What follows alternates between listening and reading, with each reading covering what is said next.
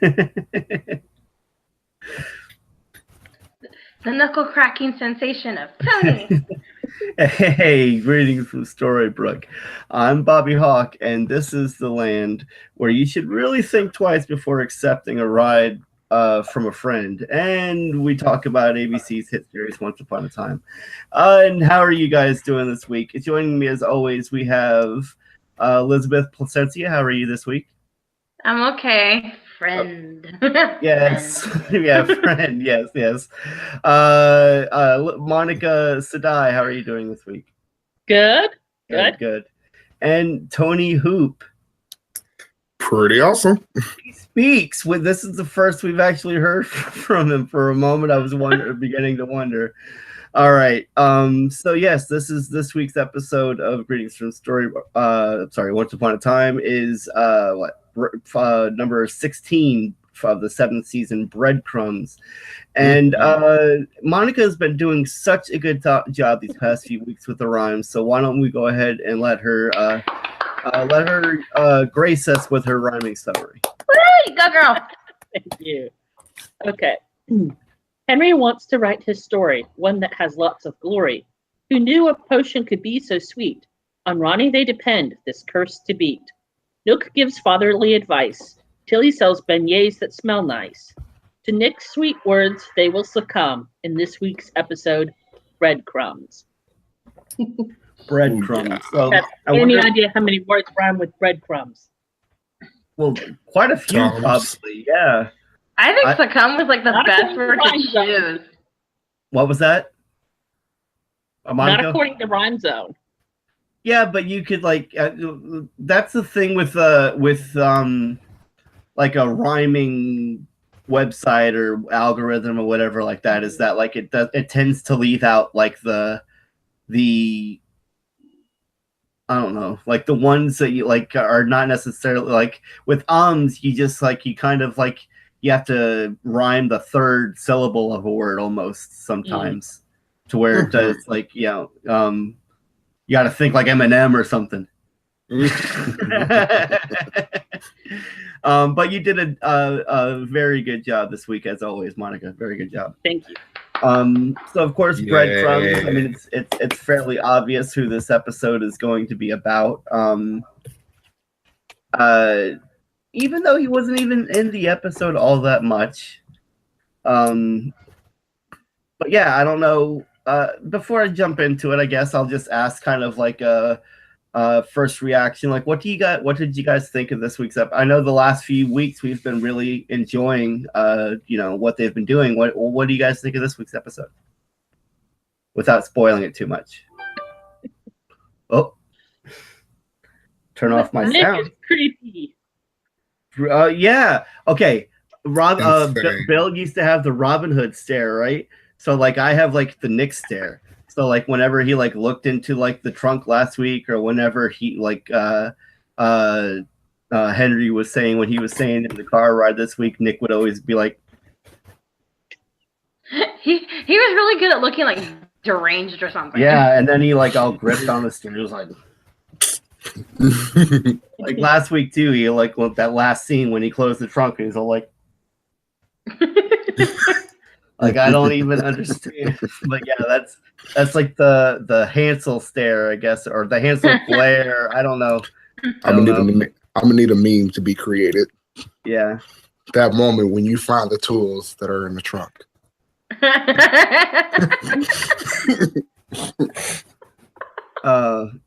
Okay, but so what did you guys think of the episode though? I enjoyed it. Ooh, well, let me turn off my sound. Oh yeah. Everybody's shutting off their phones. I'm already ready. So it sounds like it was an all right episode, but it didn't quite live up to what we've been, what we've been getting the past few weeks. I wouldn't say that. Yeah, I wouldn't say that's what that. Well, you just kind of was like, it was all right. That's what it sounded like. I didn't say anything. No, I was talking with Tony. Well, you just said it in general. Like you're putting words in my mouth. All right, I'm sorry. No. We haven't even started talking about the episode, and there's already cat claws out. I totally enjoyed it. I had no problems with it except for a few things that I will talk about. Yeah, But as we get into the episode. Yeah, I antics, definitely had that's a all. favorite moment, and I'm sure you guys can guess what that moment is. I had a favorite moment But we'll too. talk about it later. It might have Yes, been. It we might be mine too, as well. Now that you know, if we're all on the same page. But again, we're kind of Probably, yeah. probably not. It's something that Fred did. It's something that Fred did, which is mine. Oh, that's your fate. Okay, well, go. Mhm. I can't wait to hear it. And how about you? Fred did something right. He finally did something right. Okay. Finally. And Monica, what did you think of this week's episode? Just real quick. Okay, good. Can't wait to hear. They're bringing things to a close, and that makes me wonder how many other threads they're going to get to close up, because they've got 5 or 6 weeks left. Mm-hmm. Something like that. And I was curious. There was like quite a few people not in this week's episode. Like, of course, Ronnie wasn't there. Yeah, Ronnie wasn't there at all. She was talked about, but that's it. Sam D wasn't there at all. They mentioned Drew They mentioned Drew for some reason, even though we haven't. I forgot who's Drew again. Another food truck guy. The other guy from the Frog. Tiana's boyfriend-ish. Oh, well, I mean, I would think that they would have to mention him because Tiana's there. So anything that has to deal with Tiana. Yeah, but I just feel like. But it's not like he's an important character. So. Yeah, that's what I just wonder why they even mention him, because I feel like we're probably not going to see him again. I'm probably thinking just because she mentioned it, Drew this, Drew that, Of course, when you talk about a character, you got to talk about, what stuff that they're involved in and people that they're involved with, I guess. I don't know. It just kind of made me realize, well, not made me realize, I kind of already had, but, kind of reminds you like, oh, yeah, that guy that they haven't talked about or we haven't seen in a few weeks and probably will never see again. Nope. But I'll probably be proven wrong next week, just like I always do every time I open my mouth about something. Okay, so that being said, let's go ahead and move on to this. You heard it here, folks. Let's move on to the breakdown. Okay, so years ago in the realms, Nook, Henry, and Ella head into a cave to slay a dragon. It's to slay. I knew what I was. I forgot to edit that part. Okay. Someone was typing fast. Years ago in the realms, Nook, Henry, and Ella head into a cave to do some dragon slaying. Its snores echoes through the chamber as they approach, only to find a room full of treasure being guarded by a drunken fool.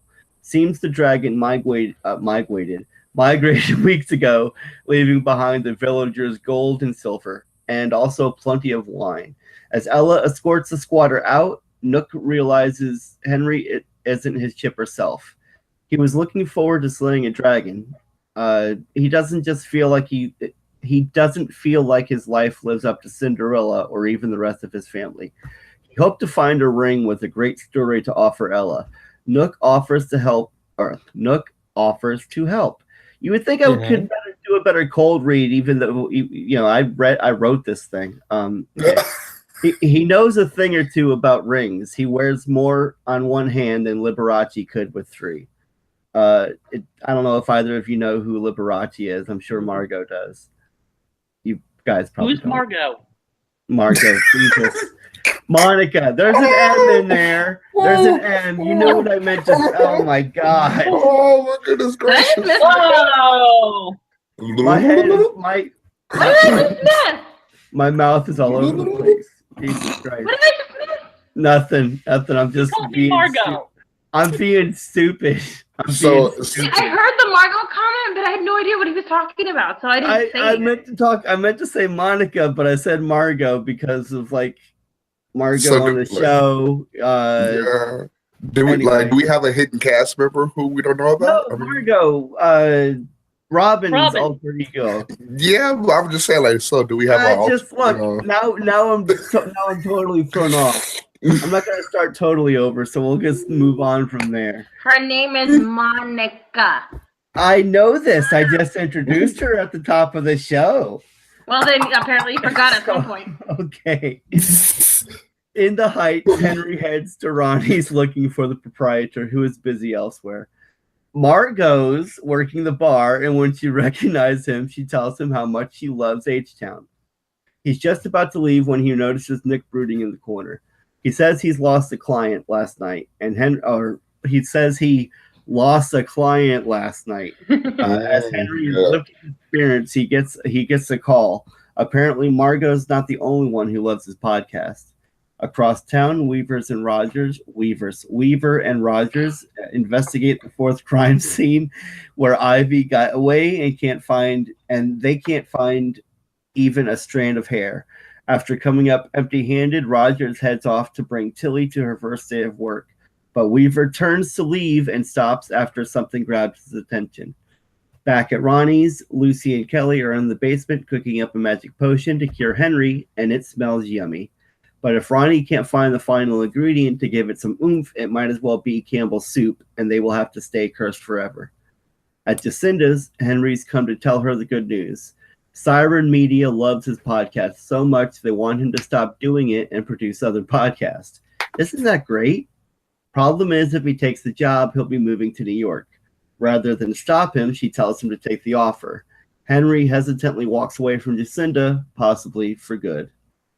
All right, so a few things. I'm getting really tired of Henry hammering like, I'm nobody, I'm I don't have my own story or whatnot. He's the author. Like he doesn't remember. I know, but no. When he said that, he did remember. When he said that, he was not cursed Henry, he was Henry, and he was that's why he wanted to go on that mission that's why he was trying to slay that dragon in the beginning of the episode. He's like, woe is me. I'm just nobody. I'm just some kid who wasn't born into in a magic land. I just happened to be able to create things from nothing. Yeah. In a way, he's just like his mom, how she was, because she kept doing that "woe is me" for several weeks and on end. Like, I've never had this. I've never had. We know. Jesus. Weeks? You mean like years, right? But I kind of think of it as like Henry's cursed persona. That's kind of how I see it. But like I said, this was all before he was cursed, though. Well, but he acts like that now. Well, yeah, he acts like that now, and then we see later in flashbacks that he later did finally come to terms with who he is. But even then, he comes to terms with being mundane, but he's not mundane. He's the author. I wonder if he's been doing any authoring this whole time. Well, he wrote the book that the season is based on. I meant he may have written a book. Magic World type. Right. Like, losing his pupils going, like his eyes going white and just, has he been doing that is the question. Yeah. And if so, they don't show it. There was a few other things I did want to touch on. The whole Weaver Rumple, I don't know who to call him, what to call him, whatever. But so when him and Rogers were talking in the parking garage, and then he turns to leave, and it's almost like something catches his attention, or as if it's calling to him or something, because they don't even show what he sees. They don't show where he's really even looking. None of that made even any sense to me, because it I had to go back and watch that scene 3 or 4 times. And even though I watched the show, even the first or second time I watched it, I went back and watched it a few times and was like, wait a second, what's going on here? I don't understand. First of all, I didn't quite understand where it was taking place. At first, I thought, is this the parking garage of the police precinct? And then I realized, this is supposed to be Belfry Towers, where Ivy was attacked, and they're looking for clues. But then, like I said, when they go to leave, and how did he notice that book? They don't know. They should have. I don't know. They didn't do it. I almost wanted to go back and watch the last episode and see if the attacker had placed the book there. Not placed the book, but in the struggle with Ivy, the book, came out of his jacket and whatever, something along those lines. But I never got a chance to do so. But yeah, anyway, I'm sorry. I'm sorry. Oh no. I was saying, like, my idea is that as many NCIS shows that I've seen and everything, and everything that they try to portray as a serial killer would, a serial killer always kind of leaves things behind purposely, because either they want to be found out or they just want to leave clues to make it a some type of game, right? Or subconsciously they want to be found. Yes, I understand what you're saying. But we didn't see any of that. Just like we were complaining last week about how it felt like the whole Nick being Hansel thing felt like no setup and all payoff. I kind of feel like the same thing is going on here. Like, even in the same episode, we didn't even really see him find the clue. It just kind of just went to the next scene from there, and it kind of made no sense to me. And then the last thing I did want to mention in this act, Siren Media. Okay, first of all, do you think someone like owns this? Someone that we know owns this? Is someone trying to persuade Henry to leave town? And then I think it's just an Easter egg. Okay, but then either that or really it could be. Who knows? I mean, and Siren can't be, the name Siren can't be like a total coincidence. Like, the legend of the siren is like the song of the siren would lure sailors away from their journey, and this job offer is luring Henry away from his his story. So I just thinking that it probably could be that, or just maybe an actual authentic offer. Who knows? I mean, they didn't really touch upon it. Monica's probably right. It's probably the whole siren name and everything is probably just a little Easter egg, that they. But just being, names mean a lot in this show. Even alter ego names and whatnot. So I just found it like it was kind of cool, siren, and having that whole back, double entendre meaning, kind of almost. Anyway, those are the points I had. Elizabeth, do you have anything to add before we move on to Tony? I mean, for me, it's just it's frustrating, but it is for any show, to watch a couple or a could-be couple just, fight the tension and fight the feelings that they have for each other. And I understand that it's TV and it's drama and you're trying to build so the audience keeps watching. But for this particular couple, we already know that they're technically married, they have a child. So all that tension, I don't understand what it's building to, because normally on a television show, there's not an established relationship, but this time there is. So I don't understand what the buildup is for. And then the constant tension between Henry and Jacinda of like, oh, well, hey, I have this job. Should I go? Yeah, go. It's just like, it's just to me, it's a little ridiculous, I guess. It's just frustrating. Well, they're both stupid and naive. Yeah, no, I wouldn't say naive. I would say more stubborn and afraid to tell their feelings to each other. Definitely that part. Definitely. Yeah, you're right. When I said naive, it's probably a little too far. But yeah, definitely that, like, neither of them are, it's like they're afraid to really tell each other how they feel. Yeah. Okay, and then you had some points about you were wondering who this dragon might be. Yeah, definitely. I was just wondering, because there are several instances of dragons in this show, with Maleficent being in her dragon form, and then we have the dragon, and I'm thinking there was another dragon or something like that. I'm not sure. I'm not pretty sure what it was, but I was thinking maybe could this be the dragon that we all know since his very first showing, or is this just just a whole completely different realm, and this has nothing to do with any of the dragons we've seen? I think this is I wasn't just. sure. I think this is just some random rando dragon, and I think they cheaped out on special effects by throwing some drunk guy in there. There you go, Fred. There you go, Fred. Fred hired the drunk, to sit here. Yeah, they're like, screw it, it's the last season. We're not spending the money on a dragon. Nah. We're not going to pay Fred as much as we want to pay Fred. All right. What else did you want to bring? Anything else up, Tony?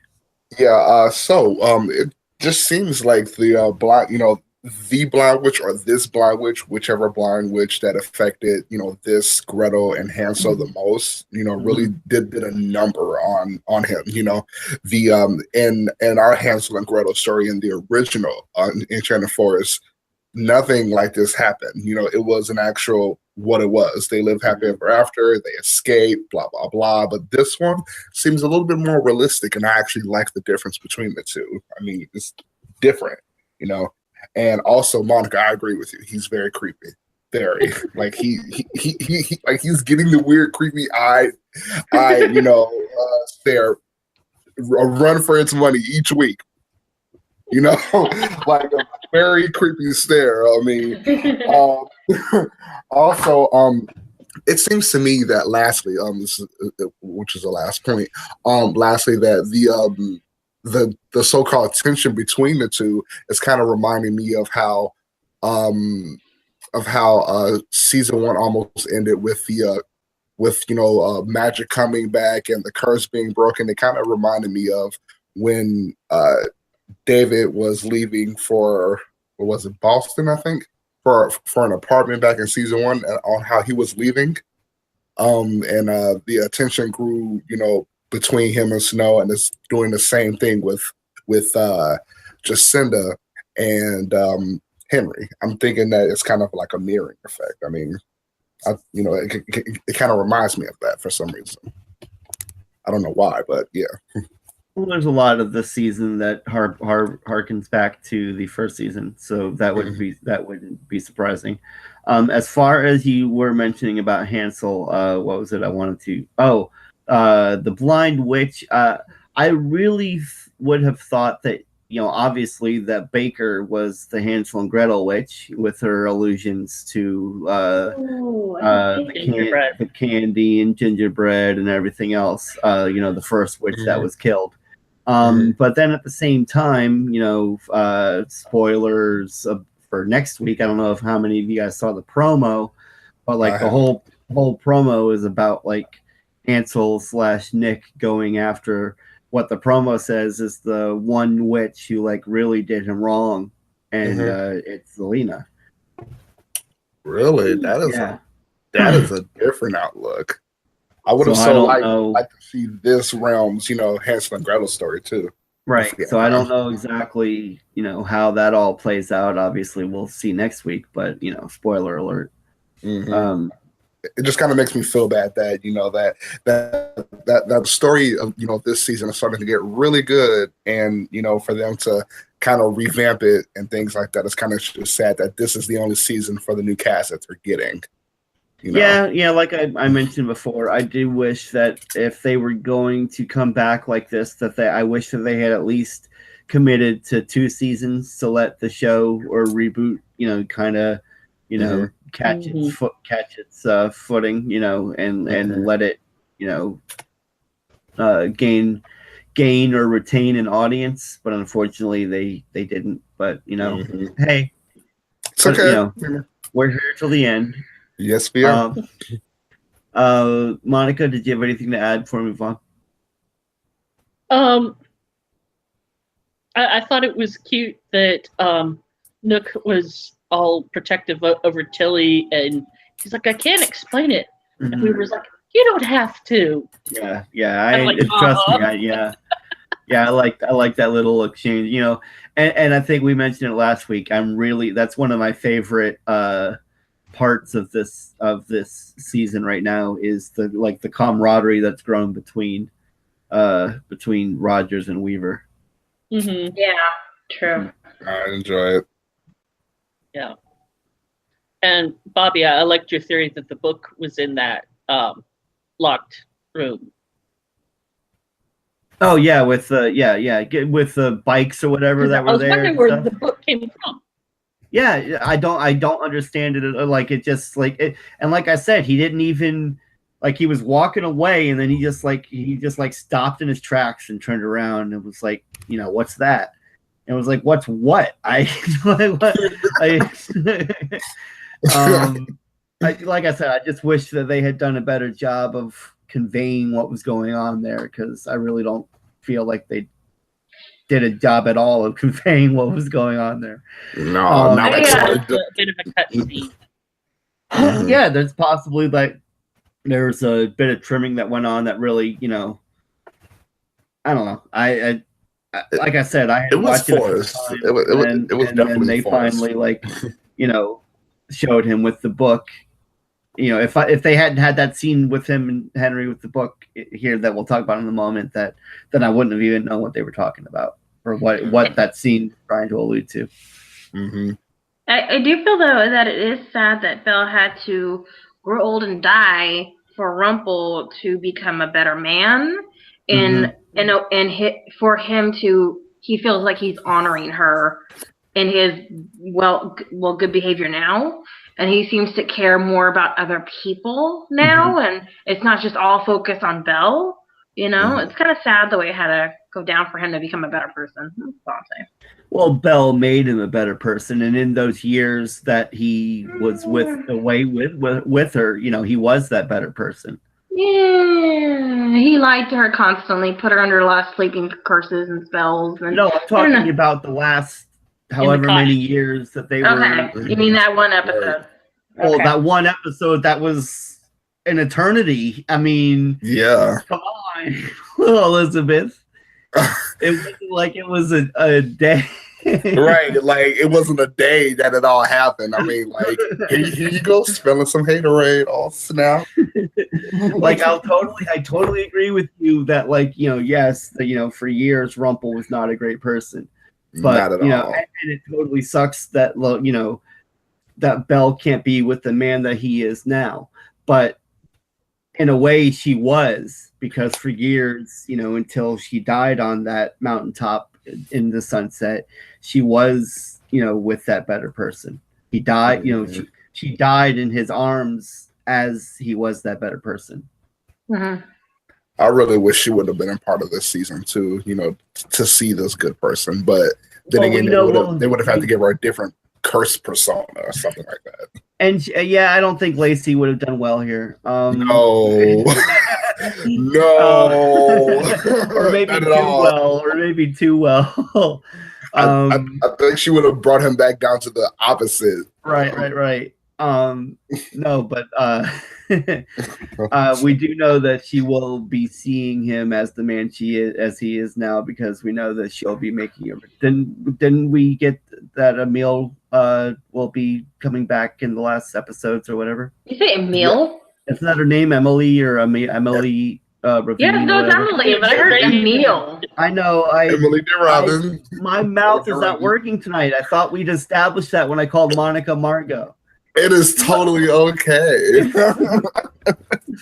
All right. So what? I can't call you out each time you do it? Is that what you're telling me? You're fine. You're fine. It's hilarious, honestly. Where are we? If no one else has anything to add, I'm going to go ahead and move on to the next act. Okay, I'm going to take silence as nothing else to add. I have nothing. Henry heads home to get ready for his trip. As he starts to pack, he comes across a piece of glass that resembles part of a slipper when he hears a knock at the door.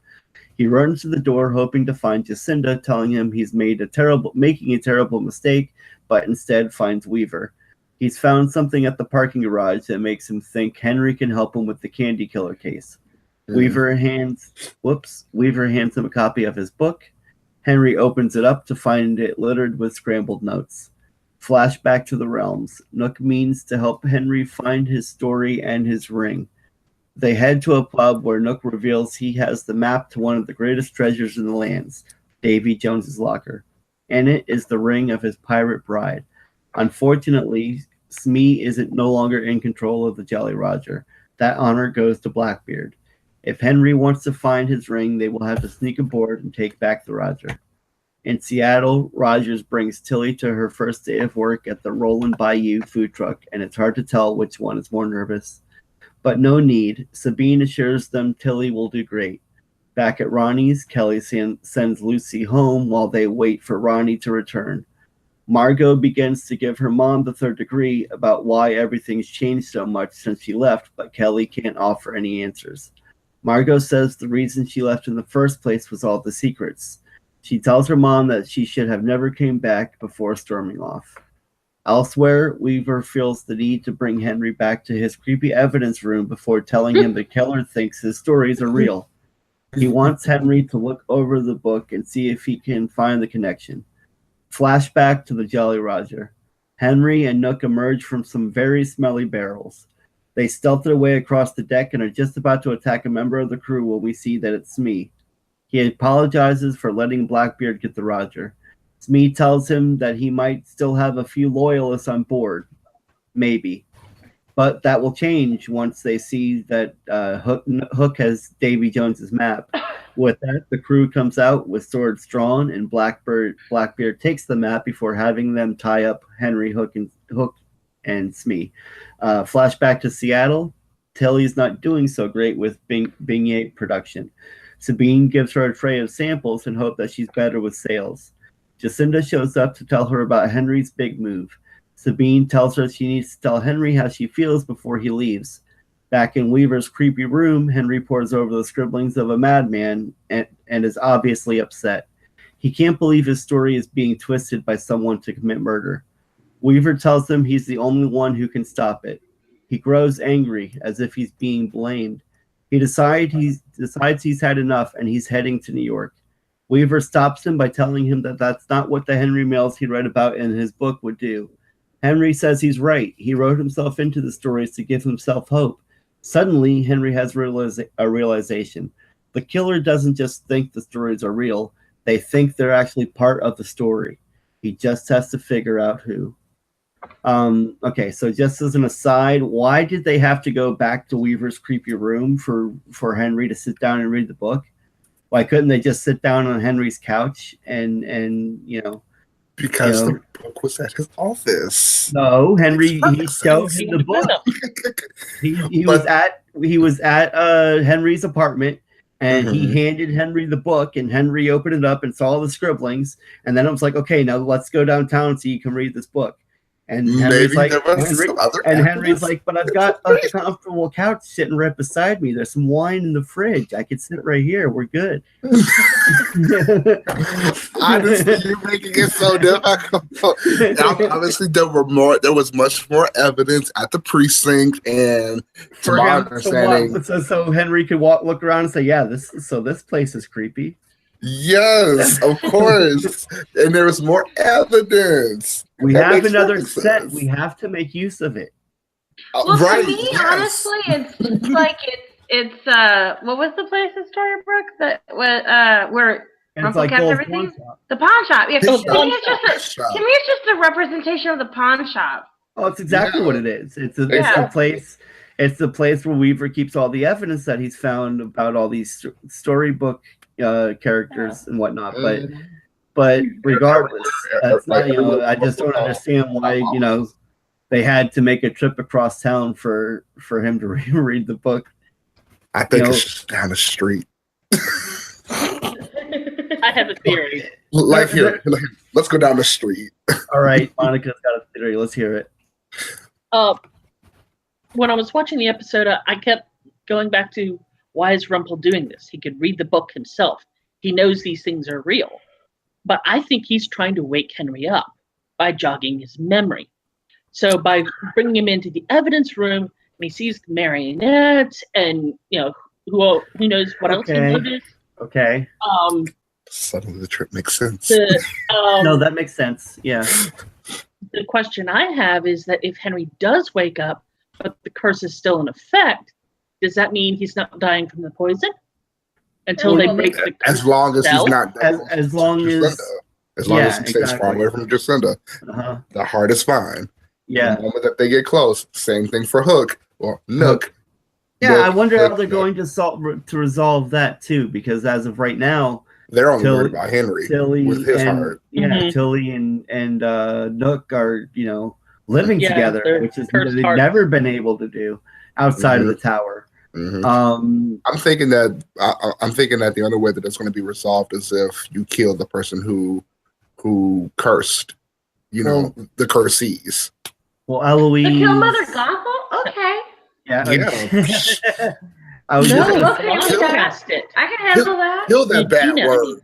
Kill But that bad word. Just could you say technically she's the one who cursed Henry? technically, because it had to be. Because I mean, I thought it was Ivy. Yeah, but she was working with Gothel to do it. But What then I'm saying, made the potion, right? Or what? Monica's shaking her head. It was Regina, because remember they all came into that meeting. You're right. And that's what they thought it was going to be, Mother Gothel or Ivy, and they're like, "No, you're going to do it. You're going to do it because if you don't, then he's going to die." Yes, you're right. You're exactly right, Monica. Thank you. Yeah. So, but his heart was already poisoned before they got to the ritual. Oh, okay, so I see what you're saying. So Tony's she cast the curse to save Henry. Right, but I guess what we're saying, what Tony was saying is whoever poisoned his heart would have to die in order for that. Part of the curse. Well, we can't really kill Ivy because she's gone, so that just leaves Mother Gothel then. Right, and that's what I'm saying is I wouldn't have a problem with that at all. Right. well, no. To be honest, I think we're all okay with this act of murder. Yeah, exactly. We are so okay with that. But I mean, there are already 2 cures that are in place. One to kill Mother Gothel because of the way that Alice's heart is set up right now, and also you got the potion that is to solve Henry's problem with his poison heart, or maybe of how big it looked, it could have helped them both. So hey, guess what? There maybe doesn't have to be any murder. Well, I think they already have the magic to break the curse. They're just looking for a way to unpoison his heart before they break the curse. And also, what I think the last ingredient, I think that the last ingredient is what Sandy gave Regina. She's just probably, just taking the long way, back to the bar. That's what I'm thinking. I'm thinking that what I'm thinking, Tony, is the magic that Sandy gave her that is what they're using to break the curse. But at that point, they still have to unpoison Henry's heart for them to be together. So that's what Lucy and Kelly are working on in the basement. Okay, I agree. What if I don't know if this is out of left field or anything, but what if Alice / Tilly, because we think she's probably the guardian, and who else would be at this point? What if she comes into her guardian powers or whatever, however that works, and then she's able to somehow save Henry? I mean, that would be an alternate way to save Henry too. I think that's probably going to be the MacGuffin slap fix at the end. Probably. When you say MacGuffin, I really don't know what that's a reference to. You said it before, but I don't know it. I believe Hitchcock, if he didn't invent the term, he popularized it. It's just a filmmaking thing of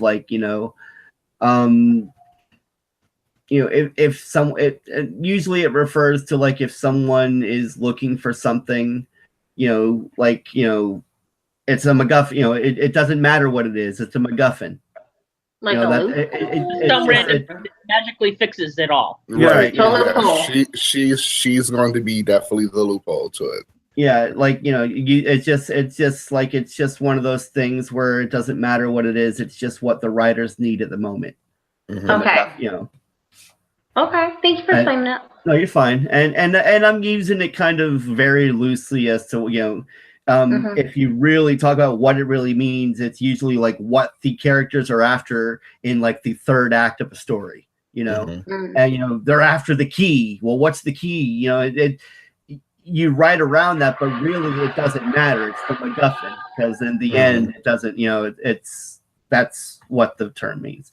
But anyway, but basically I was just saying that more than likely at the end, yes, Tilly will more than likely be the guardian, and her magic will fix everything that happens, and everyone will have a happy ending. And spoiler alert, yeah. Gretel's alive. She's the guardian.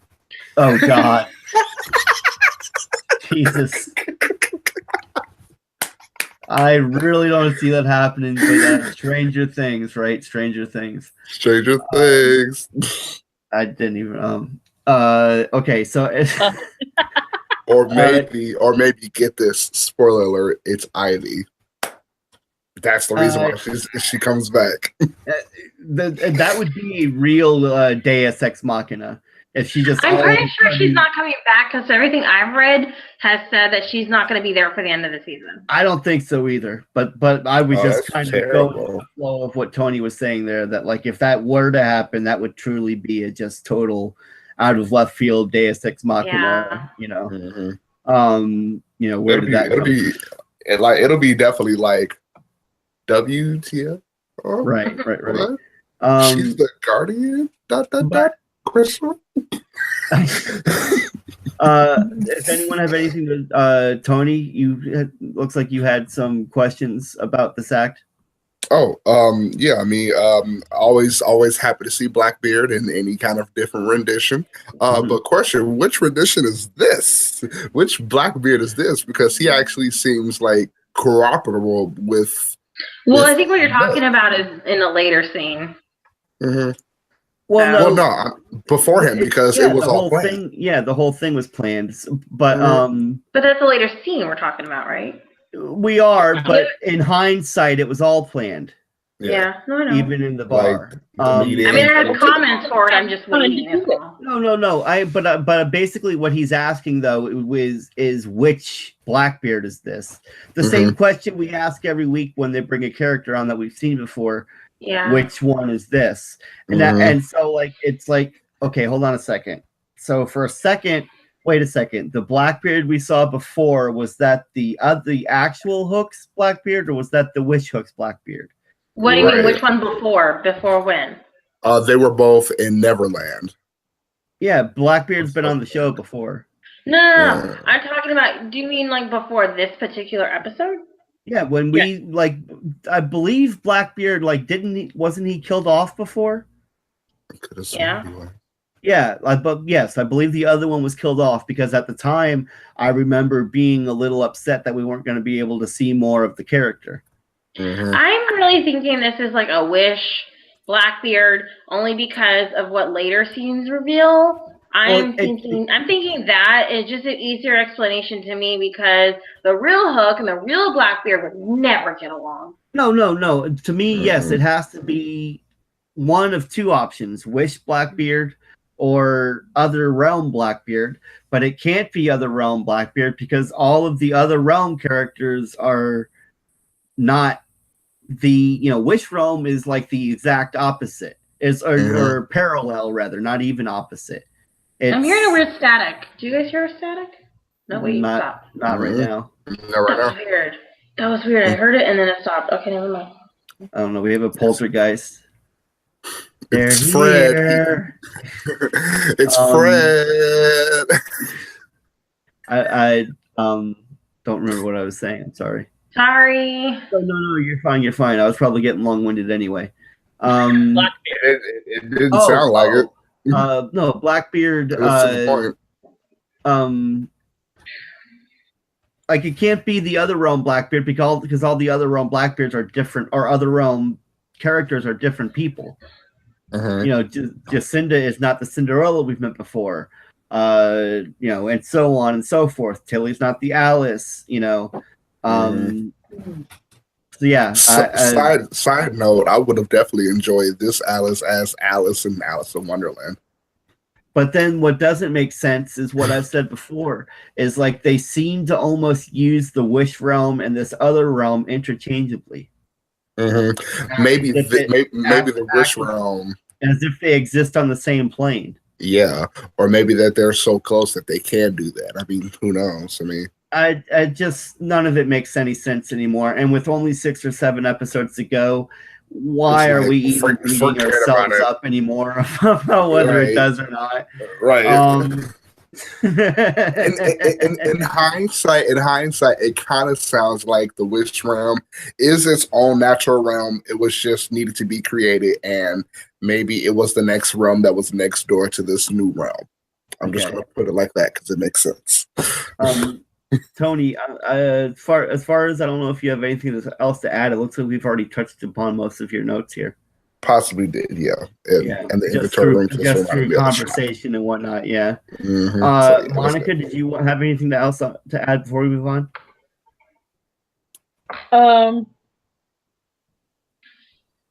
I love the scene where Zelena just wants her daughter back when she's talking with Lucy. Mm-hmm. Mm-hmm. And just how Nook is being so fatherly. Yeah. But yeah, we touched on everything else I had. Okay, great. I just wanted to make sure. And I loved it. The fatherly scene. It was sweet. Yeah, I think it's great that Tilly and even when cursed, that they finally get to be together. Yeah, even though they don't realize it, deep down you can see that they both, feel they're in the right place. I think it's just because of that white elephant that no, never mind. My bad. Never mind. Nook gave that white elephant to Jacinda. My bad. Yep. That was I thought that was playing into effect that they may be cursed, but the relationship is still there. But that was just them getting to know each other, and then and then noticing that there is somewhat of an age difference between them. So why not be a young adult and having a older person in your life that's either a mother figure or a father figure or big brother or big sister, who knows. Yeah, so I liked it. Elizabeth, you've been kind of quiet, just making sure you didn't have anything to add before we move on. I'm good. I'm ready to move on. All right. In the other realm, Henry, Smee, and Nook remain tied up as Blackbeard hauls aboard Davy Jones's chest. Luckily for them, Nook remembered a pesky nail that never got fixed and is able to cut them loose. He hands Henry a blade, and he easily fights his way to Blackbeard. Maybe a bit too easily. It looks like Nook put them all up to it in order to help Henry with his confidence. As Henry complains, a huge storm suddenly forms around the ship. It's all hands on deck as they attempt to sail through the carnage. Flash forward as Henry continues to scour the book for clues. Rogers returns just as Henry starts making connections. It looks like the killer took a particular interest in the story of Hansel and Gretel. They've made corrections to Henry's story. The clue seems to point to Hansel out for revenge against his sister's killer, and lots of mentions of scars. Now that he's helping, he can catch his flight. Meanwhile, Tilly continues to shell food truck samples when she runs into Margot. Tilly thanks her for helping her out of her bad place. Margot says she's in one of those places right now with her mom. They sit and talk. Tilly offers some pretty spot-on advice as Margot enjoys her heart-shaped beignet. Across town, Henry checks his phone before getting in his car. He's heading to the airport when he gets a flat under the toll bridge. He pulls over to inspect and finds what looks like a glass heel embedded in his tire. Flashback to the Jolly Roger. Henry and Nook can't seem to steer her clear of the whirlpool. It's as if it's following them. Henry realizes that it must be magic. Davy Jones wants his ring back. He has Nook steer the ship toward the whirlpool. Henry climbs the bow of the ship and throws the ring. Once it's returned, the storm clears just as suddenly as it had appeared. Flash forward to the troll bridge. Henry attempts to fix his flat when Nick pulls up to save the day. Henry tells him the fates must not want him to go to New York. Nick offers to give him a lift, which Henry accepts, but he's decided not to go to the airport. All these signs made him realize he wants to just tell Jacinda how he feels. Ominous music plays as they drive off. Dun, dun, dun. White eyes. Yeah, he's not wide-eyed yet, though. I think at this point, he actually was just trying to give his friend a lift. I don't think he was. He had No. ill intentions. No, He had listen. ill intentions from the start. Listen, no. I really do think that I really think he was just gonna give Henry a lift to either the airport or to Cinda's or wherever, because he has nothing against Henry. He's been friends with Henry, especially if he has his memory. He spent years with Henry as a friend, and I think at this point he was gonna let Henry live. It wasn't until stop. It wasn't until Henry started talking about all the clues and Hansel and all this other stuff. That's when he started getting all wide-eyed and hugging the steering wheel and that's when he was like, oh, this guy's got to die. Or if at least not die, because even at the end of the episode, he says undecided. Yeah, undecided. Yeah, if he, you ain't gotta die, but you ain't gonna go see Jacinda. What was that? I'm trying not to look at Tony's screen. He's being creepy. No, but seriously though, I really do think that it wasn't. I don't think that at this point there was any malicious intentions. I think he was just offering a friend a ride. You can shake your head all you want. He's a serial killer. No, but he's a serial killer against witches. He wanted Henry out of the way because he probably knew his history. But yeah, he does know his history. He's known his history. How can he not? He read the book. Yeah, he's known his history this whole time, and he hasn't touched him. The only reason he picked up Henry at this point is because of what Henry said. And even at this point, he hasn't hurt him.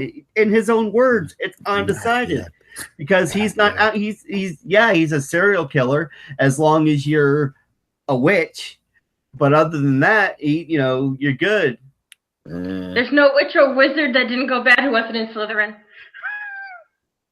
But anyway, again, are we going on a Harry Potter wild tangent now?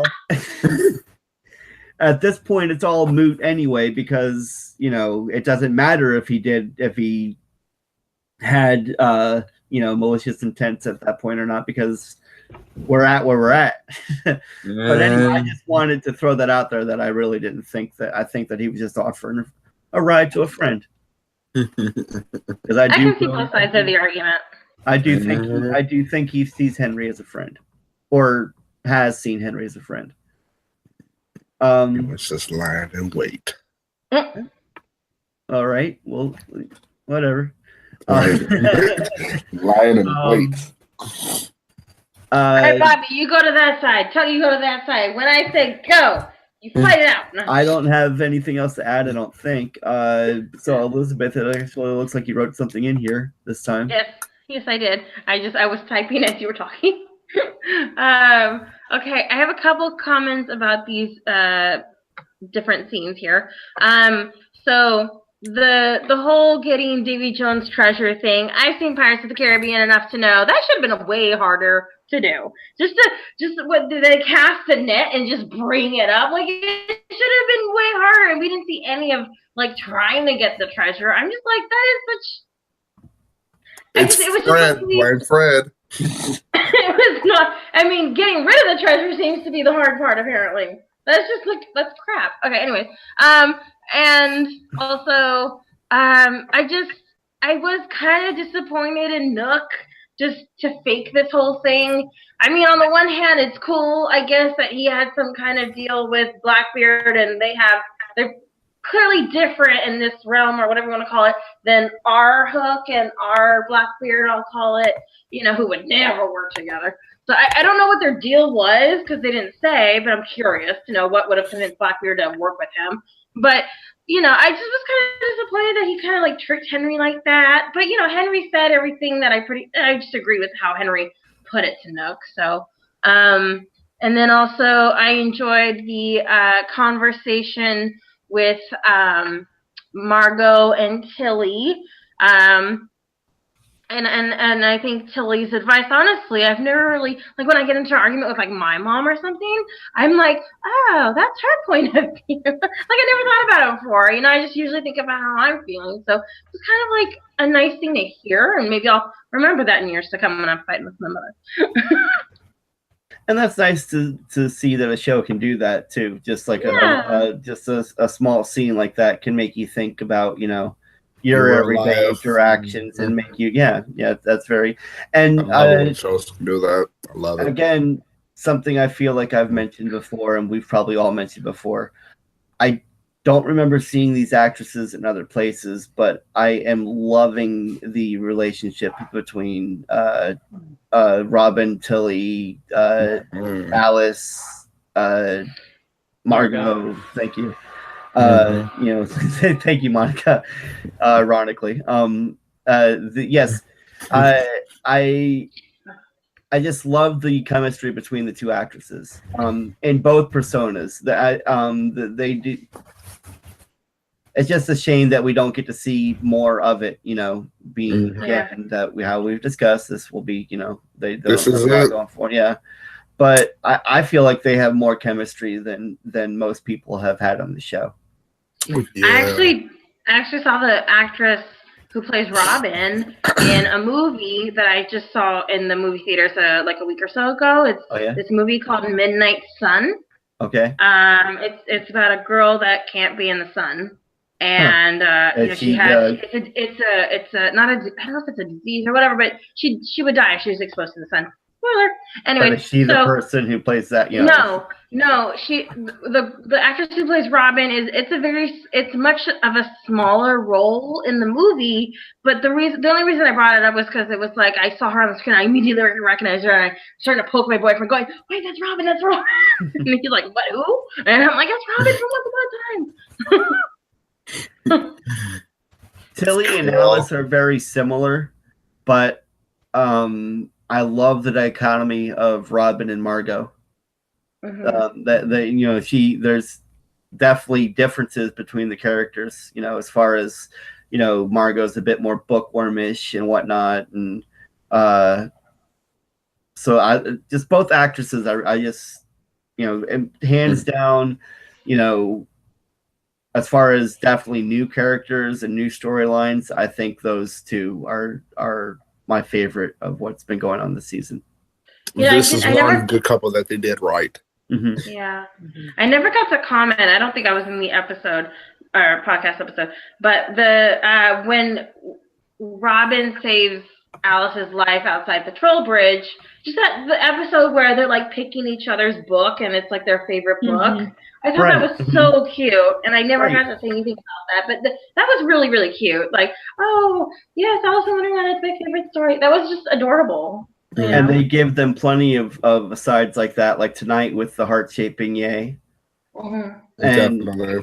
Yeah, just like, they're just keep putting these little breadcrumbs, if you will, of nice way to tie there you go. Exactly. That was great. That was perfect. I've been doing this for a while. Okay. Good job. Good job. So proud of you, Bobby. Cool. Sorry, where were we?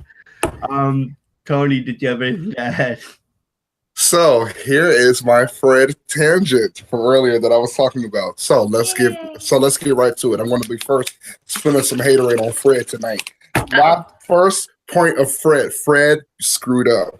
That ring, you could have done a heck of a lot better, because if you ask me, it looks like something that was in a plastic and cheap condition that you get out of those 25-cent cup things, and they're gonna call this, oh yeah, this is the sapphire ring from Davy Jones.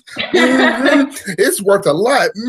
Yeah, it's cool. Yeah, Fred, no, Fred, no.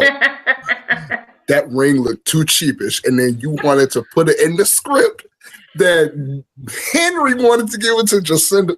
No. I would have been like, heck is this? It was flat. There was nothing in there. So that is number No, one. Gray was way better. I Okay. hated it. It was terrible. But also I had an epiphany moment that this is finally, a different Hansel and Gretel. I've always thought that this was the Hansel and Gretel that we've always known. So Well, what made you think that, though? I mean, we've been dealing this whole season with characters that we aren't familiar with. True. What made me think about it was it's just because when they finally revealed Gretel, from then I always thought that, oh yeah, so this is Hansel and Gretel growing up. Oh, too bad you lost your sister. Rest in peace. But then, after figuring it out, it's like, oh, okay. So I had a moment. Okay. I had a moment, and then also I think really, really, really hard that Rumpel was trying to spit some good wisdom to his grandson, but his grandson is just too sleep and too cursed to listen. Yeah, I did like the moments between Rumpel or Gold Weaver, whatever, and Henry and where, like you were saying, where like there was that whole other, Weaver was talking to Henry, but really it was, Rumpel, like you could see like him be like shocked and taken aback when Henry said he was moving to New York. Like he had to take a second to be, like he was upset that his, Henry's his family. I never treated him much like family, but okay, sure. Again, you are judging Rumpel by. Oh come on! It's 6 seasons of Rumpel being a crappy character. Do not sit on your soapbox and tell me in one episode that his whole life flashing before with Belle is supposed to make a damn bit of difference. Because it wasn't a day. To us, it was a day. To them, I mean, it was the rest of Belle's life. I understand that. But the 6 years that I spent with Rumpel still matter to me. I'm sorry if it doesn't matter to you anymore, Bobby, but it matters to me. I'm not saying it doesn't matter. I'm just saying that people can obviously change. Definitely, and it was more than a day. Like there were those few times when he was nice to Henry, when he bought him that hot dog. In that time that he's living his life with Belle, Henry's never part of that picture. No, he wasn't. He was raising his other son, and he was with Belle, and that's okay. But from my history, you've seen Rumpel act. Most of his interactions with Henry, they're not always that great or positive. I mean, there's that one point in Witch Curse where Henry's like, "Hey, I need you to help me rescue the family." He's like, "You're on your own. I'm gonna help my wife." I'll never forget that. Look, there's been plenty of times where he's tried to kill his grandson. Yeah. Like when he was swinging on the swing, and he was like, I wonder if I just I wonder if I just twist my cane and just watch as the rope just easily just unravel. And he's like, I had to wake up, almost killed my grandson. To forgive Rumpel? But we've all had those moments. You've never been pushing your kid on the swing and just wondered, like. I don't have a kid to push. I don't have a kid to push. Right. I would never. And then Bobby, what are you trying to play your shoulder? Is it just me? Probably Apparently. Not. Probably not. There was just some things where you just were like, I guess I'm not perfect. No, you know what? I agree because my dog is it's like my son, and sometimes my son kind of just. No, but seriously, but yes, I agree. The Cruella de Vil comes out of Tony. You have plenty of valid points, Elizabeth. I play what? Valid points about. Oh, thank you. I didn't hear you. Sorry. No, you're fine. I had to think about it for a second. I was like, wait a second, did I say something wrong again? Not even. And then also I love the second. See, apparently I'm not the only one. Okay, so I think we're good there. Monica, do you have anything to add before we go on to the next act? I love how the flat tire at the troll bridge was kind of a callback to the city limits back in season 1. Yes, definitely without the sign that says you're now leaving Hyperion Heights. I love that too. I loved it. Like it was perfect. It's like the troll was like, "No, stop! You will not be going any further." Yeah, fate you shall not pass. You shall not pass. Yeah, Henry Mills, you will not pass. Yeah, and what did that look like? The heel, I guess, in that last part. And then I guess he found like the toe of it in the beginning of the episode, like that. It's like the shoe is scattered throughout the city, and anytime he tries to do something or he finds it, I'm betting that he's just going to find different parts to it until he finds it all, and then all of a sudden it'll magically just I just thought of an episode title for Bill: "The Passions of Rumpel." The episode title. Yes. Okay. Just throw that in so Bill can hear it. Maybe he'll take the. I don't know. Maybe. Never mind. There was something else I was just about to say. I can't remember what it was now. Sorry, Oh no, you're good. Gosh darn it!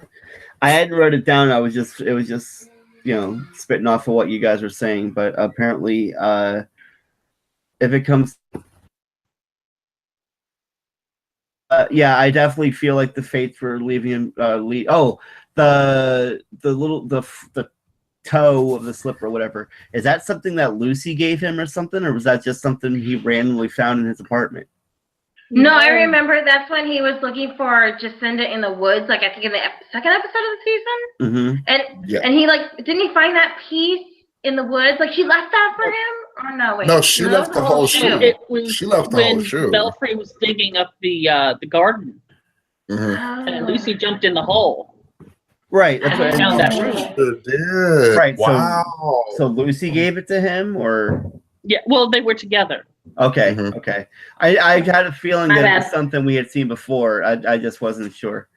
And then of course we saw, the heel. The heel just came out of nowhere. Yeah, I think the heel just kind of was like, okay, I'm just gonna sit here and wait. There he is. Okay, puncture. Yeah. And the troll bridge. I think the troll bridge is one of my favorite features of this season as well. That's why I loved the episode a few weeks ago when we got to actually meet the troll. That was really cool. If no one else has anything to add, I think we'll move on. Tony, to what you were saying earlier about Nick's intentions. That line. Great, hop in. Let's go get everything you deserve. Sounds like a double entendre, isn't it? Yeah, but I still feel that no. I still feel at that point. It seems like a double meaning. Yeah, exactly. I still feel at that point that he didn't realize that Henry had any idea what was going on, and he was just gonna bring Henry to the airport or to Jacinda's or whatever. It's left a little ominous, It could have gone either way. But that was everything they were trying to do with his character at that point, is make everything. It was the music that made me think the way I'm thinking. It honestly is the music and the simple gesture that it's like, duh, duh, duh. Oh no, Henry's getting in the car with the murderer. Get in the car. Right. I'm like, Henry, don't you dare get in that car. Don't you do it. And then he goes into the car. It's like, he didn't listen. He can't hear us through the screen. Why can't he hear us? Right. It's like, went into the car. Facepalm. Flashback to the realms. Henry brings Ella to a beautiful mundane place. There have been no battles here. It's not magical. It's the one place in all the realm that nothing epic has ever happened. And he's chosen this very spot to build a life with Ella. She can't say yes quick enough. Flash forward to the food truck. Sabine tells Roger how well Tilly's first date went. Looks like she'll work out after all. Elsewhere, as Nick heads to Jacinda's, Henry tells him about working on the candy killer case with Weaver. Nick begins to tense up as Henry mentions Hansel and the other connections. When Nick reaches for his keys, Henry notices scars on his arms. He begins to put two and two together, but it's too late. Henry tries to make a run for it when Nick shoves a syringe in his back and he passes out. Meanwhile, Jacinda finally decides to call Henry when Lucy comes home and interrupts her. She apologizes to her mom for getting in the way of her and Henry. Jacinda tells her about the job offer, and Lucy tells her if she doesn't call Henry now, she'll feel guilty for keeping them apart. But when she calls, there's no answer. It seems he's a bit tied up at the moment. At Nick's apartment, the phone rings. He swipes to it, and he swipes to ignore. Henry comes to and tries to reason with Nick, but he will only answer to Hansel, and he's a man on a mission. He leaves Henry tied up, grabs a box of chocolates, and heads out the door. Later, Kelly walks in as Margot polishes glasses at Ronnie's. Margot apologizes and says she will wait till her mom is ready to open up. She's just worried that Kelly's in some sort of trouble. Kelly assures her daughter that she's fine, but she was right. She misses Chad and wishes that she could make it right with him. To which Margot says she's found some chocolates outside with her mom's name on it. They have to be from Chad, right? Okay. Yeah, Kelly or Zelina or whatever you want to call her seemed a little Kelly West. Is that her last name? Yes, Oh. the label on the chocolate, they finally revealed her last name without even saying it. But of course, didn't even it'll be realize West. that, and it makes sense. Yeah. Well, now at this point, I'm wondering like what Ronnie's last name is and everything like that. You know, because it's probably not Mills anymore. No, it's probably Henry's Ronnie. Last name is Mills. It's probably Ronnie. Well, no, they wouldn't say West. That would make too much sense. I don't know. I don't know. But I like Ronnie East. What about Ronnie East? That'd be great. Yeah, but she's not one of those. Oh wait, I guess it would have to be West, wouldn't it? It'll have to be East because Kelly is West. No, but what I'm saying is they're sisters. They're sisters. Mm-hmm. So Ronnie West. I mean, it would have to be. I don't know if they're sisters in the curse though. Yeah, they are. They are that's the sisters whole in the thing. curse. Yep. Mm-hmm. Ronnie is Margot's aunt. Yeah, they're sisters. Well, she never called her Aunt Ronnie or anything. Yeah, they did. No. She did? Yeah, they said that Ronnie's the cool aunt.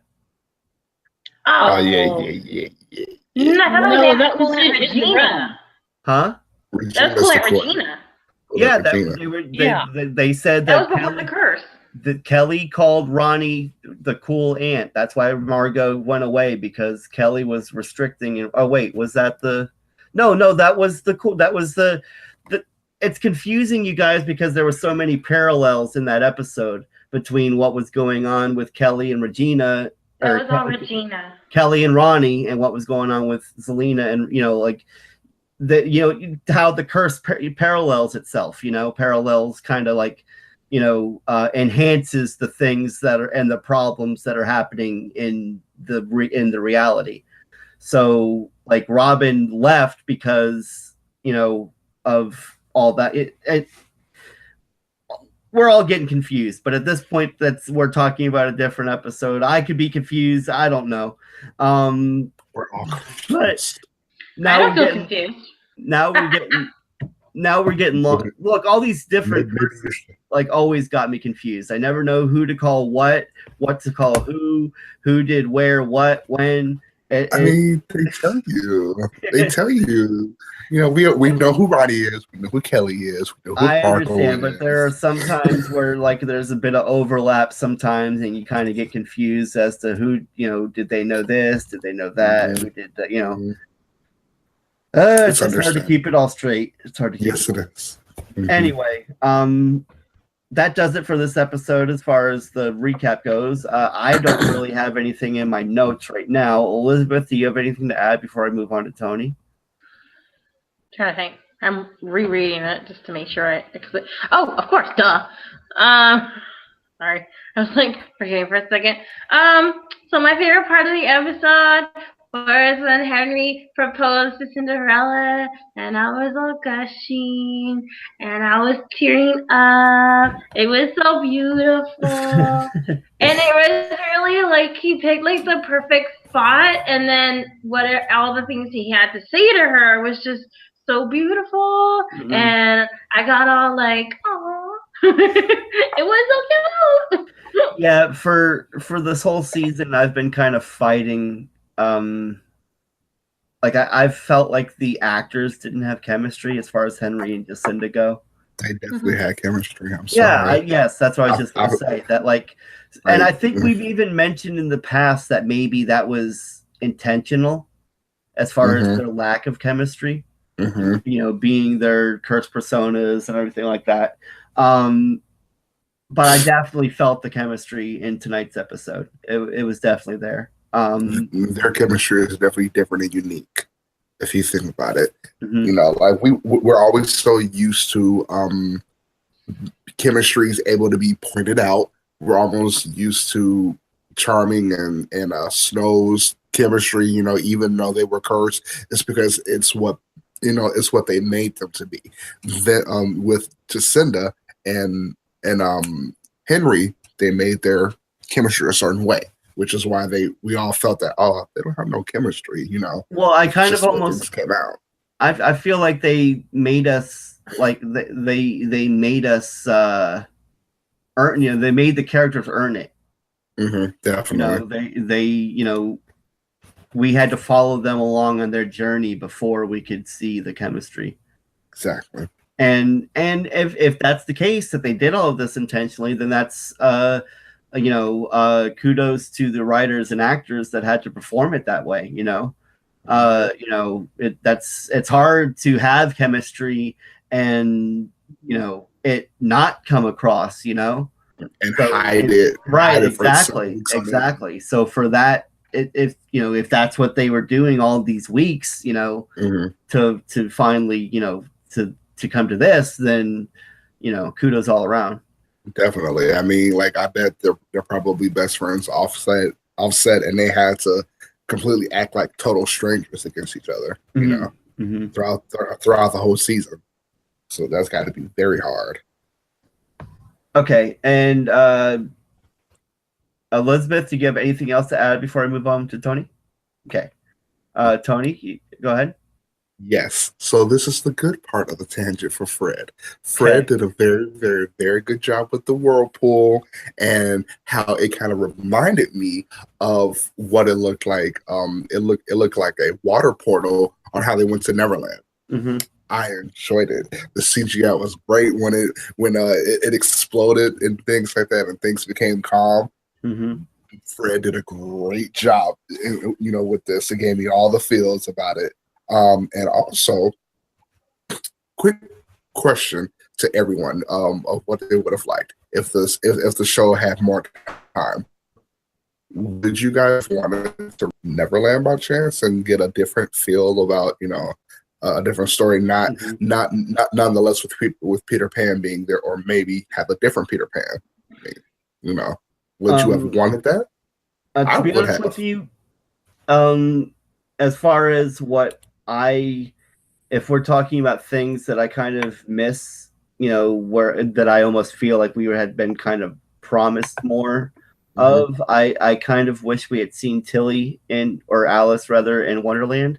Like we're other places. And yes, that's very true. Thank you, Elizabeth. I wouldn't want to have her run me down with a sword and other places.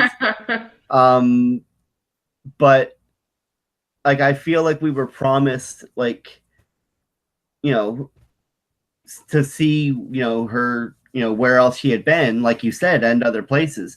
But then, sorry, I lost my train of thought.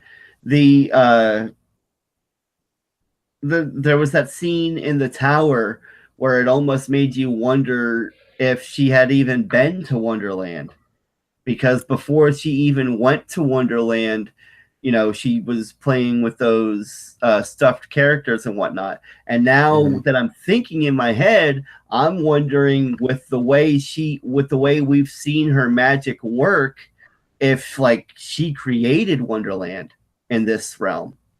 That would have been huge, especially the way her magic works. Because we never even saw her, interact with the denizens of Wonderland, but yet we saw, her, with her stuffed animals, talking to the March Hare and having the tea party with the Mad Hatter and whatnot.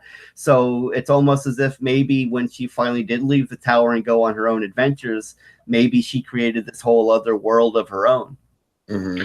Now that's an Alice in Wonderland story I would get invested in. And that'd be a first. That would be a first. Like seriously, that would have been great. Especially if they have more time, I think that could have been discussed, right, and actually done. Mm-hmm. And that's what I'm saying when I, that's you speak to Neverland being something that you would have liked to have seen, and I wish that Neverland, I feel like, was never even really brought up, whereas Wonderland and Alice's Other Places, those were I believe to the beginning of the season. Yeah, and we got a scene. I mean, I think we got the one episode where they went and looked for Alice's mom. Right, within Wonderland. Right. Wasn't it? But even that was just like mom, Jacinda's mom. Thank you. I meant to say Jacinda's mom. You're right. Thank you. Thank you for correcting me. And we got to see the little Tron backpack and all that. Or no, Star Wars backpack, wasn't it? There was a Star Wars backpack hanging on one of the chairs at the Mad Hatter's tea party. Mm-hmm. Mm-hmm. Yeah, that's to this day. It still kind of makes me wonder whose backpack that is. I know, and we'll never know. Or was it just sitting there? We'll never know. Just an Easter egg. Mm-hmm.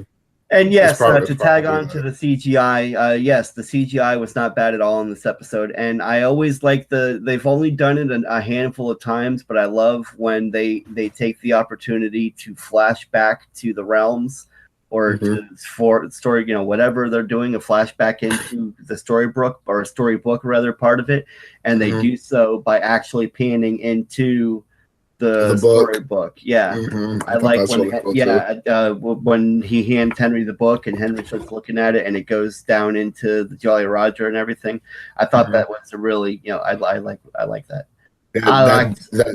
You liked it a lot. I liked it a lot. That scene definitely gave me season 1 feels. Definitely, because they did that a lot in season 1. Did they, with the whole going into this? Yeah. The storybook was almost more character in the early seasons. Exactly. It's like it was his own person, and you couldn't go into a flashback without somebody holding the book and reading it, or really. And then the pictures would start coming to life and whatnot. Like besides them going into like thinking about like how a certain scene had kind of dealt with what they were currently, dealing with. Besides that transition, the book transition was always the coolest. And Monica, to close out our recap notes, do you have anything to add? Okay, so if Nick wasn't planning anything against Henry, does he just randomly carry a needle full of knockout juice at all times?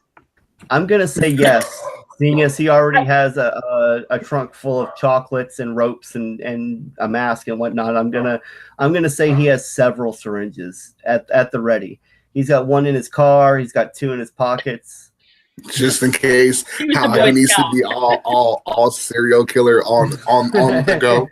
Like, ladies and gentlemen, you can be a serial killer on the go and mobile. Just carry these 2 packs of syringes with you. He's not a rookie. Or maybe he's like Dexter. Exactly.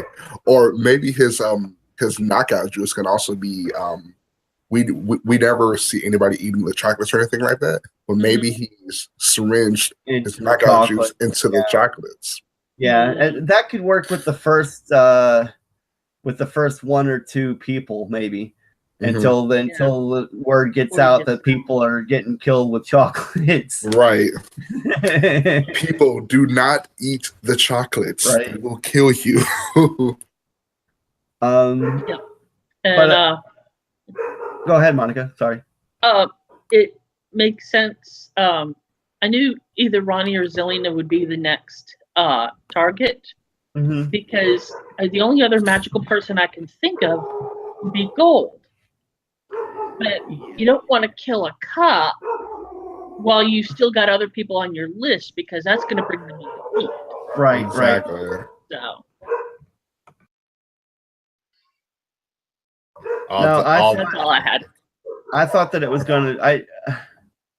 I really didn't think it was going to be Ronnie or Zelina, to be honest with you. I did not see that coming. I thought it was going to be more than likely someone else from the Coven, because we haven't really seen so many people from the Coven. Right, but we didn't know the Baker. We didn't know the Doctor was part of the Coven. That doesn't matter at this point. We don't know who's part of the Coven. All we knew that was part of the Coven was Ivy, and we know that Ivy's gone at this point. So there was Gothel, Ivy. Right, if anything, I thought maybe Gothel, to be honest with you. Yeah. But I guess that's going to be saved the best for last. Hopefully they don't do what they did with all the Dark Ones. When they showed a group of Dark Ones and stuff. Hopefully they don't leave the rest of the people under black clothing, or you can't see their faces.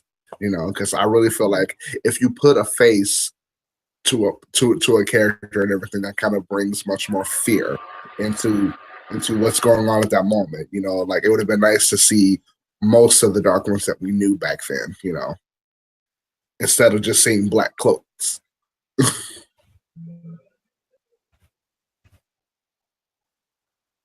But then that can be ominous, and your imagination makes up how scary they are.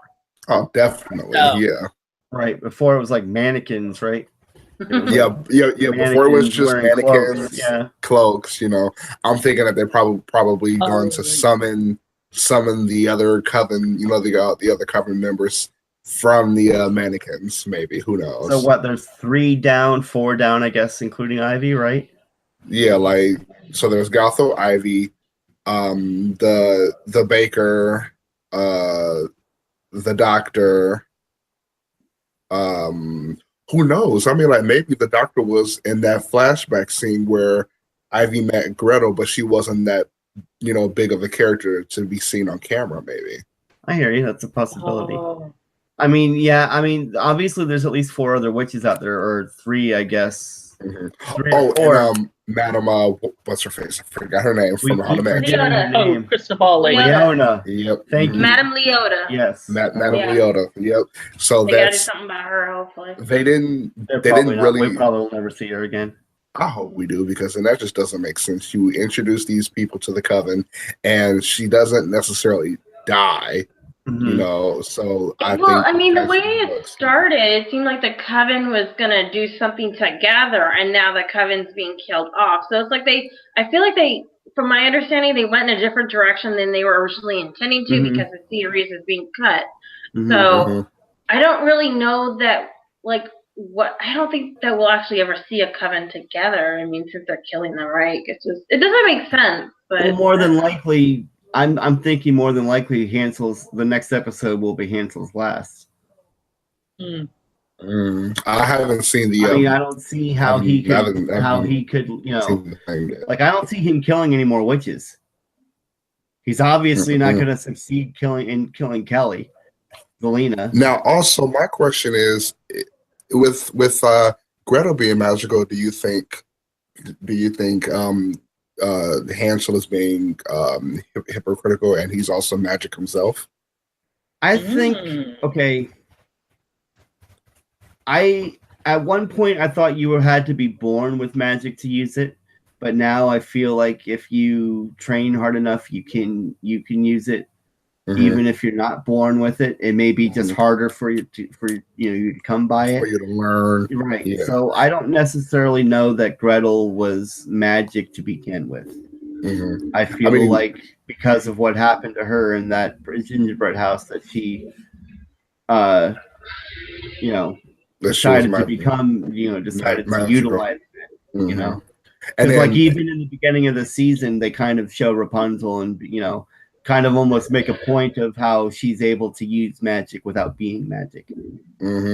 I mean, I guess when you have when you mention that when you have the fairy godmother's wand, you don't even have to be magical. You could just say point so many times until something just boom starts happening. Yeah. And she's like, let me make bibbidi bobbidi boo. Right. Let me just see if I got this right. Bibbidi bobbidi boo. She said the magic word. As long as she said the magic incantation, you can do whatever the hell you want. It was the way that it was. So that's what makes me wonder if Gretel was like a magical person or just was utilizing magic, you know? Mm-hmm. I mean, especially if it represented something so sweet like candy. But I think that does it for our wrap up of Breadcrumbs, the 16th episode of the 7th season, which just Good leaves talk. us, huh? Good talk too. Oh. Yeah, there's a lot of things to touch upon, and which is always a good thing. So this must have been a good episode. So this only leaves us with the arbitrary scale, which is how many? Let me see. Out of 922 heart-shaped beignets, I can feel my arteries clogging already. Out of heart-shaped beignets. Tony, start with you. How many are you going to give this week's episode? I'm definitely going to give it a 850. I'm sorry, can you repeat that again? 850. 850. Okay. Yes. Okay, so B, I guess maybe. Definitely. B plus. Okay. B plus. Okay, so you were happy with this episode. Yeah, definitely. I think through the recap we've gone over already gone over why. Yeah. Fred Monica, was up and down today. Like Fred was up and down on Friday. That's it. And Monica, out of 922 heart-shaped beignets, what are you going to give this week's episode? 830. Okay, right there on par. Okay. Again, like I feel like you've probably gone over, your likes and dislikes. And Elizabeth, final score on this week's episode, 922 beignets. I'm gonna give it a solid 900. Oh wow! Okay, so you're a little farther up there. I'm probably gonna meet somewhere in the middle. I'm gonna say like 882. I didn't like this episode near as much as the past few weeks. I feel like they've really been hitting it out of the park, but this week offered us a lot to talk about. I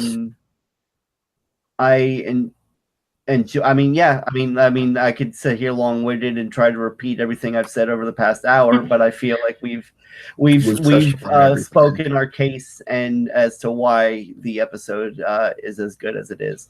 But at least we're going out on a high note so far. I mean, we've only got maybe 5 or 6 episodes left, I think, and I just hope they keep. I hope the quality keeps meeting what it has been these past few weeks. Because if it does, while it's sad that we're leaving, that the show is leaving, on a bittersweet note, at least we're going out on a high note. Yeah, it went out with a bang. If they just keep writing like it's their last, even though it is their last, if they keep writing like their life depends on it, we will go out with a bang. Buffy used to do that every season. Oh, put money in the jar. And luckily, it's only one mentioning. That is very good, Bobby. You are improving. It's been a few episodes since he mentioned. If for some reason you felt the need to share your feedback with us, you can always send us an email at greetingsfromstorybrooke@gmail.com. You can send us a tweet. There's only a few characters. Wouldn't take you a few moments to hit us up at GF Storybrooke on Twitter. The Facebook is facebook.com/greetings from Storybrooke. If anything, that's our most active avenue. A lot of great listeners who have been around since the days of Bill and Anne-Marie. And of course, you can always call the voicemail, which no one ever does anyway, but I'll just throw it out there. 424-274-2352, 424-274-2352. And of course, you can always follow or write us individually. Tony, where can they do that? Where would they go to do that for you? You guys can follow me on Twitter at Hoops900. That's at HOOPS900. And Monica? Monica Sedai on Twitter. That's SEDAI. Elizabeth, how about you? I have Twitter. I have Instagram. I have Facebook. My name is Elizabeth Placencia. You can Just search, just Google it. You're good. just Google me. Just Google it. You're afraid of what you find. And Bobby, how about you? Where can they find you? Well, thank you for asking, Tony. Of course, you can find me every week here on Greetings from Storybrooke. But if you want to hit me up individually, you can find me at Twitter at InevitableHawk, HAWKE. And of And course, his phone number is oh God, 42. No. And his social security card is. All right, I think that's gonna do it for this week. Phone's not in hand. I'm not ready to play the theme song, so let me just do that as I vamp. But it's been great. Thank you guys. I don't know why I'm thanking you. You're here every week with me. I'm just thank trying. you guys thank you I'm guys not for the good at people vamping. who listen. Yes. Okay, I started that early. Thank you. That's the new thing. That's our new thing. We always start it early, and then we'll. Okay, who wants to say 3, 2, 1 for me? I'll do Let's try this. it. Okay, you're gonna do the countdown this week. All right, guys. Until Starting from next 3. week. 3, 2, 1. Greetings from Storybrooke. Storybrooke. Oh, yeah! Oh God! And now I can't get the theme up. We did it so Oh, good. Something's got to mess up. Of course. Until next time.